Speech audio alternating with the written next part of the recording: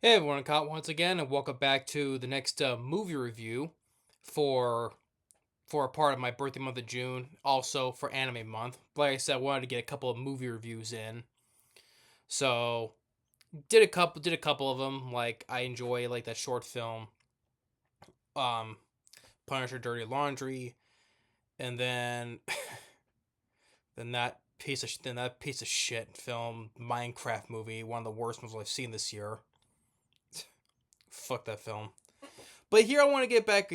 I was to get back to do kind of like sort of like a. I'm not saying old one because this came out 2010, so 15 years, 2025 to 2010. So yeah, so 15 years. So, but I really enjoy this film, and to me, I think it's one. I would say it's another one of my favorite films from director of the late director Tony Scott. So yeah, this film easily beats the shit out of Minecraft movie easily. Well, because mostly because it's an action film, but still, but to me, this film beats the shit out of Minecraft movie, and all the shitty films that came out this year, like Snow White and everything. But that's another tangent. But from 2010 though, and sadly, this is the last film that Tony Scott did before he passed away. So in 2012, so 2 years after this film was released. So reviewing Tony Scott's last film, his last good film that I really do enjoy, and that is of Unstoppable. So Unstoppable from 2010, starring Denzel Washington and Chris Pine. So Unstoppable, like I said, this came out in 2010. This was the last film that he did before he passed away in 2012. Um, and I enjoy this film. If I would have put it, I think I'd probably put this as my third favorite film from director Tony Scott, because my two favorite films are still from Tony Scott is either The Last Boy Scout and Beverly Hills Cop 2. But I think if I would say, I would put this as my third favorite film from director Tony Scott. And like I said, Tony Scott, rest in peace. Like I said, who's the younger brother of director Ridley Scott. I enjoy him more than his brother Ridley Scott. Like I said, for Ridley Scott, I love Alien. I enjoy Blade Runner. I like Falling Down.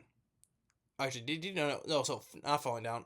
Black Rain. I was meant to say Black Rain. I like. Um, I like The Martian. To me, that was the last good Ridley Scott film he did. But Tony Scott, I enjoy more films that he did than Ridley Scott did. I mean, like I said, I love The Last Boy Scout. I love Beverly Hills Cop 2. And pretty much say I love this film. So like I said, I definitely put this as my third favorite film. But like I said, I enjoy Days of Thunder. I like speaking with Denzel, this is probably like the fifth time he's directed Denzel Washington in his films, because I enjoyed Crimson Tide. The films with Denzel Washington he did with Tony Scott. I like Crimson Tide. I like Man on Fire. I like Deja Vu. I even like the 2009 remake of the Taken at Pelham 123. And then this film. So this is the fifth time he used Denzel Washington in his films. So he was a frequent collaborator with director Tony Scott. But I like those films. Was like Crimson Tide, and I like Enemy of the State with Will Smith and Gene Hackman. The Fan I like with Robert De Niro and I already said my thoughts on Robert De Niro in real life, but still as an actor, I like The Fan with him and Wesley Snipes, where Robert De Niro was this a crazy obsessed baseball fanatic. But I like The Fan. I like Enemy of the State. So Days of Thunder I like. Um, then what other ones? Spy Game. Yeah, Spy Game. I have to rewatch again. I haven't seen that film probably quite some time. So that's one with Brad Pitt and Robert Redford.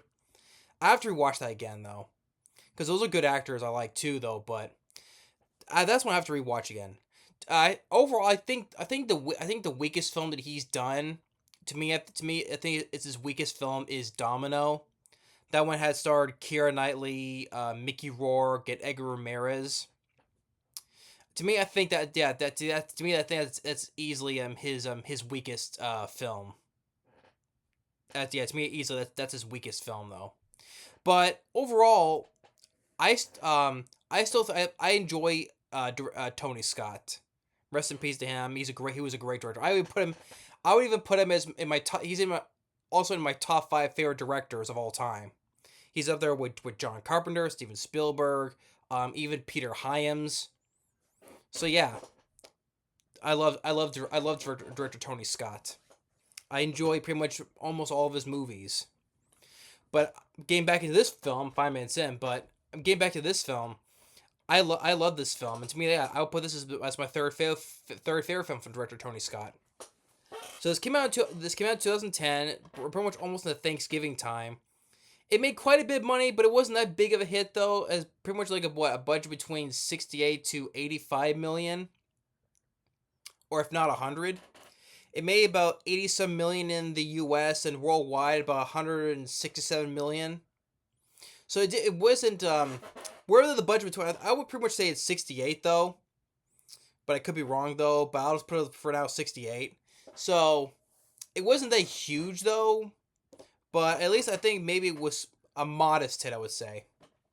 But it did get good critical praise though. It has an 87% of Rotten Tomatoes, which I would agree with. It does have a 6.7 IMDb. I give it a much higher rating on IMDb. Definitely, but 87% I do agree with though. One of the few times I would agree with Rotten Tomatoes, because sometimes a lot of times critics from Rotten Tomatoes are full of shit. But anyway, yeah.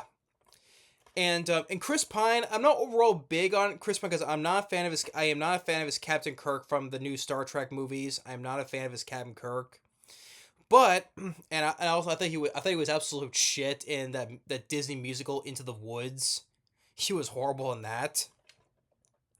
Um, and then I didn't care for him. I didn't care for him in Wonder Woman, or especially or the sequel where he was basically took possession of a guy that he never that Wonder Woman did without his permission, pretty much raped the guy. So, but here this one I would say this is one of the few times I would say Chris Pine was really good in.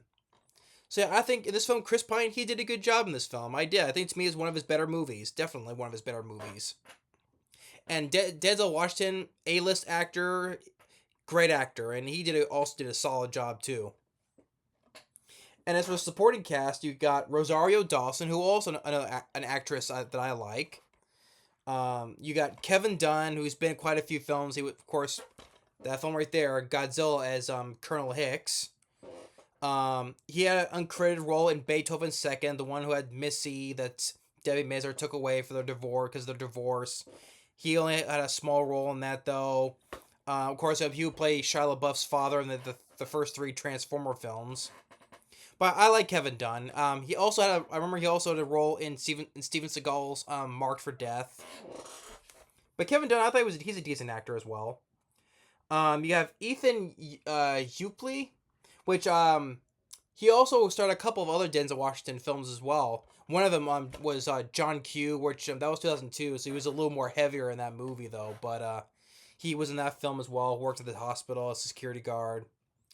He's pretty much the guy who let the train slip away from him. No, not pretty much. He did let the train slip away from him. T.J. Miller, pretty much known from main starting as Ruffnut from the voicing Ruffnut from the How to Train Your Dragon franchise.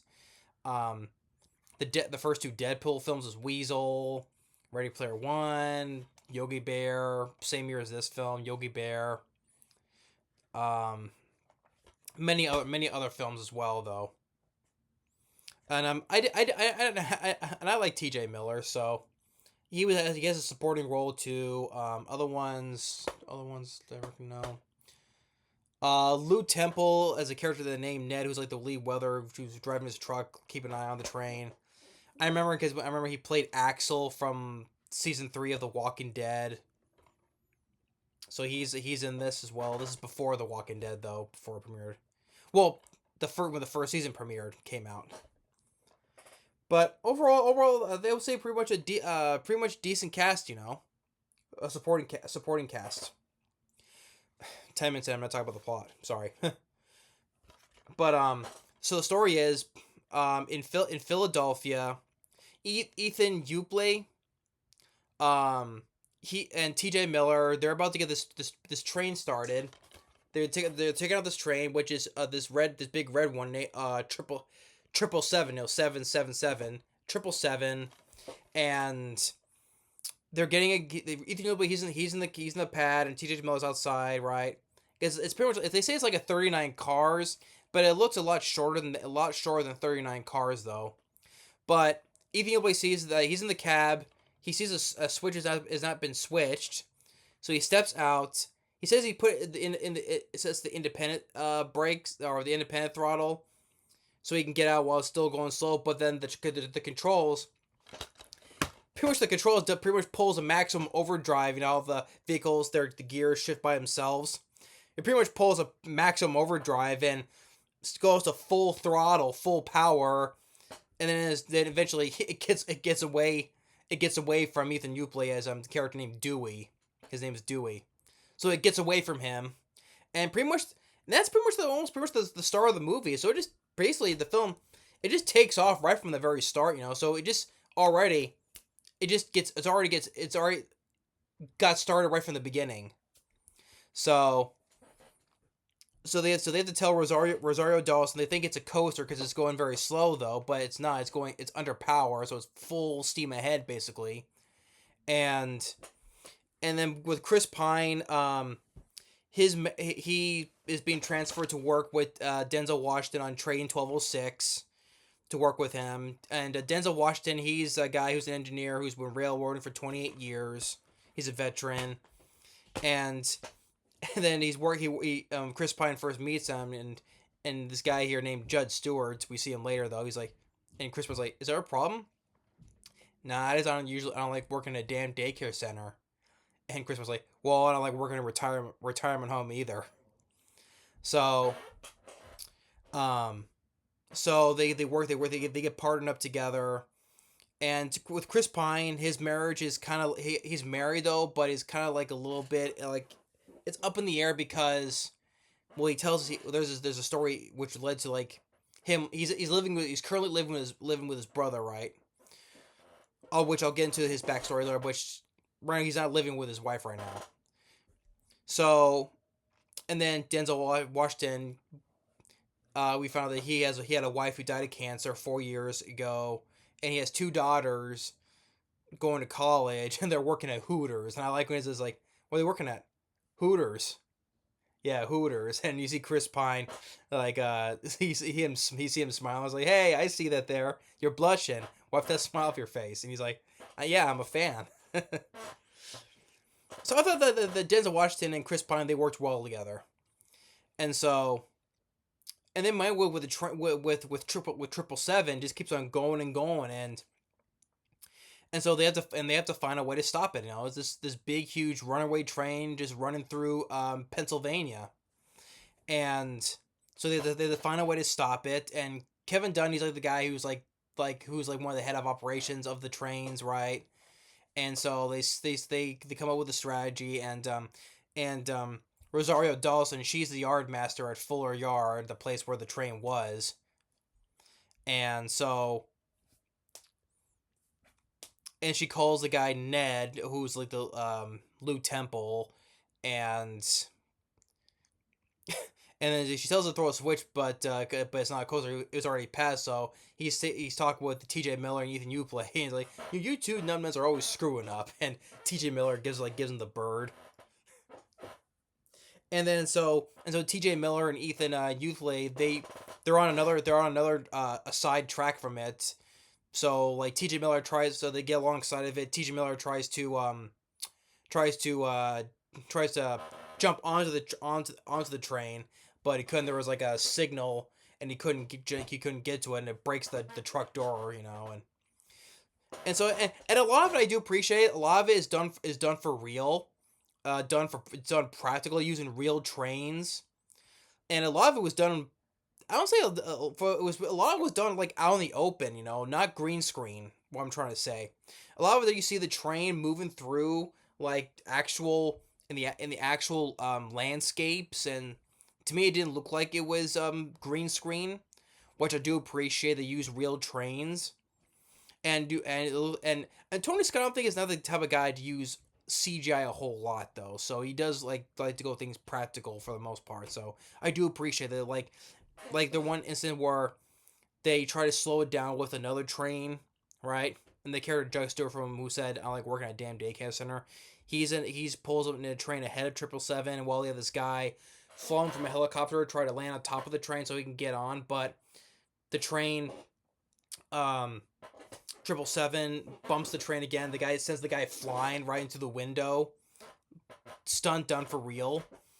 And so the character Judge Stewart tries to slow down and tries to go through a side, but then 777 jumps a switch and sends the other train on its side and causes an explosion. So actual train derailing, which can be very dangerous. So maybe that's why the budget was a little bit like that because of using real trains and explosions and stuff like that, right? But that the whole thing when it derails and on its side and explodes, I really enjoyed that scene and done for real.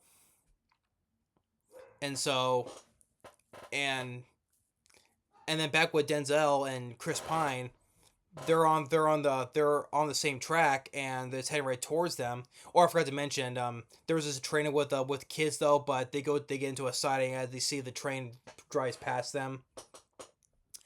But Denzel and Chris Pine, they're on the same track as them, heading towards them.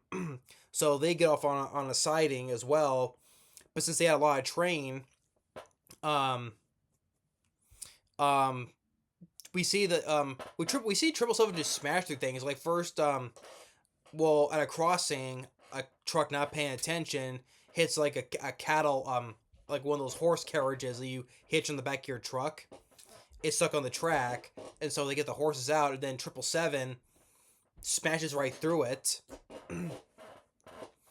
And then afterwards, with Denzel and Chris Pine, when they get in that sighting, since they had too much train, Denzel just smashes right through one freight car, smashes it to smithereens, all done for real, like I said. All done for real, so it just smashes that freight car to smithereens. And also one thing, also a recurring thing you hear with 777, you can hear you can hear like constantly, you hear it constantly, it roars like a dinosaur. Because they nicknamed this train 777 called the Beast, so it's called the Beast. That's why a lot of times you hear 777 when it focuses on it. You can see it. You can hear a dinosaur roar because that's supposed to represent 777 as the Beast because it's like it's unstoppable, right? Hence the title. So yeah, so if you hear that, it's like why is it roaring like a dinosaur? Well, because it was nicknamed the Beast. That's why, and it's unstoppable. Because like I said, well, of course, we've seen hundreds of things get smashed by trains on during crossings, right? Nothing can't be a freight train when it's on a crossing. Nothing can. So yeah, but that's one thing. That's a recurring thing you'll hear though. And so now with Denzel, his plan is that take their locomotive they're on, and chase the train down in reverse so they could hook it up from the back and do a little tug of war trying to slow the train down. And they get into argument over, and Connie's like a lot of times she's on the radio talking to them, and they get into argument with Kevin Dunn, say, hey, yours won't work. They're gonna try to use a portable derailleur because that's one thing why I mentioned why this train they try to stop this train because it's carrying toxic chemicals. What they call it, molten pheno. It's carrying a whole bunch of toxic chemicals. So if they try to derail it, if it gets derailed, it's going to be a major disaster when the town that's in. So that's why they have to try and stop it. And so they do manage, and as they're catching up, we hear what Chris Pine says about his marriage, that about his wife, that she was texting, assuming that it was this guy who was a cop, though, right? And Chris Pine there finds this guy and pulls a gun on him, and then he got served with a restraining order. So that's why he was currently living with his brother at the moment. There was a hearing, so. But I thought Chris Pine did a good job explaining, the drama part of it. So, And so they managed to catch up to it, and one thing leads to another. They try hooking up. Chris Pine, he gets his foot caught in the coupling, badly injures his foot, and so Denzel he gets the idea to handbrake the other freight cars, right?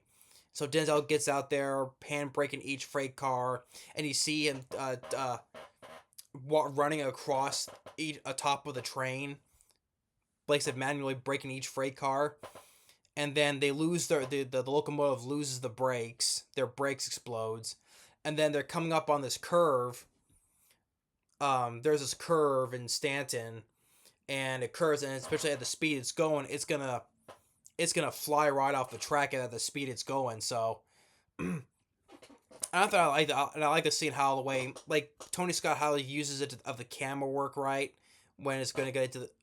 He does a good job with the camera work, how the way it angles when it shows like the different shots of the train going up the curve when it hits the curve, and you see the train like also leaning as well. And so Denzel tells Chris Pine to hit the independent brake to jerk it so to keep it from tipping over. And so, and then you see some cargo, some big pipes. The only thing that happens is that some big pipes from its cargo, be lost. That it falls off. It falls off the train. So they managed to get past the curb.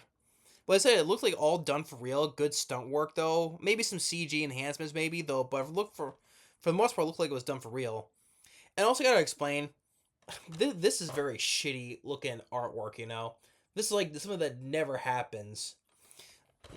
This right here, this is very shitty artwork. I mean, look at that. Just like how they put Denzel on the top of this part of the train here, which that never happens. Yeah, we see him on top of the train, but he never gets this far ahead, though. I mean, look at that. That's just very. They just like copied and paste him right there. That's very poor artwork right there. That was. I always that was easy. It's easy. That's just very shitty looking cut and paste there. But he can't make it anyway, so Lou Temple is driving in his truck, and he tells Chris Pine, "Hey, jump in the back," and to drive up all the way up to the locomotive of 777. So, and one thing leads to another. That's Chris Pine. He manages to jump on it. He makes it in. So he shuts off.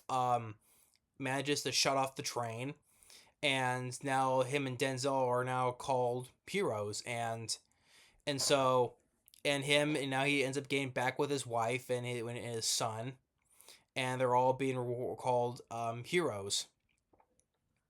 And also during before the credits go, it shows Denzel, like he's fully retired. He's retired with full benefits because he mentioned to Kevin Dunn earlier that he was already getting fired anyway, forced retirement, half benefits. So now here after this incident, he now gets full benefits and retired, happy retired. And we see what Chris Pine's Will Coulson, as Chris Pine's name is, and Denzel's name is Frank Barnes. But Chris Pine, Will Coulson, he's now happily married to Darcy and has a second child on the way. Then with Rosario Dawson's character named Connie, she's now promoted to VP of Operations, so she took over Kevin Dunn's old job. So he's fired, and so she has his job now. And with the guy who was supposed to come on the helicopter, who got injured when he got on top of the train, he flew back. He's all right. And then Ethan Upley's character, Dewey, he's now fired. He's now working in the fast food industry. Well, yeah, because he's the one who pretty much caused the whole thing. So yeah, but Unstoppable, I enjoy the film. I really did. I enjoy the film. Pretty much say I love the film.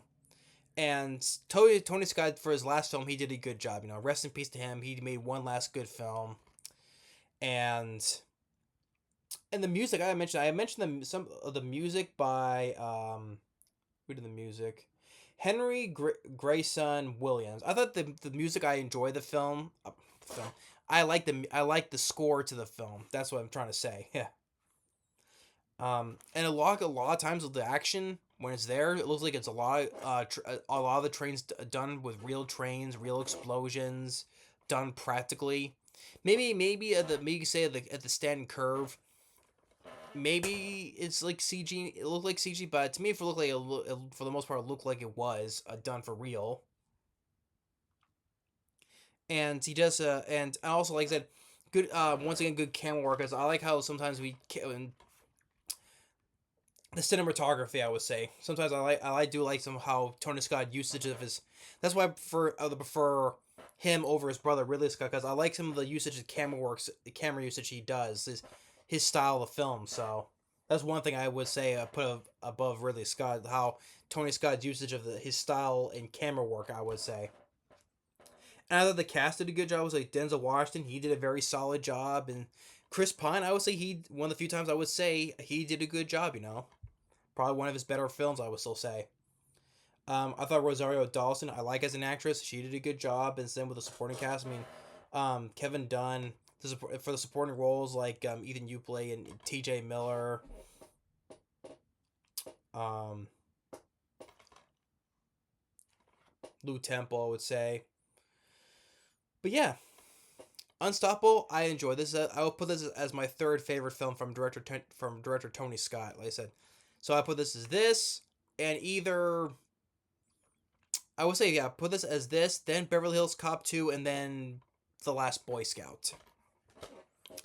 But yeah, this is definitely one of definitely I really enjoy this film a lot. So and apparently yes, this was inspired by true events. It did of an actual incident called CSX 8888 incident, which was a real story of a real runaway freight train, I guess. So that's why this was inspired. Why this was inspired by true events.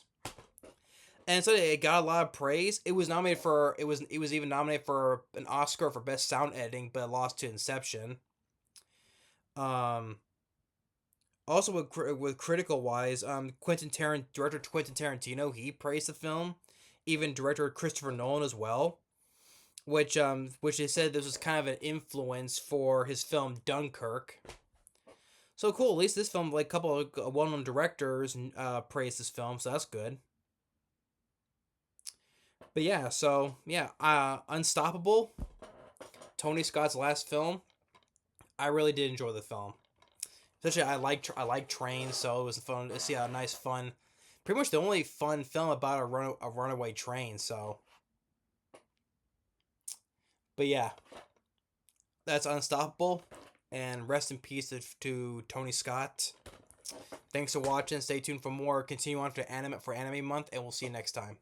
Later.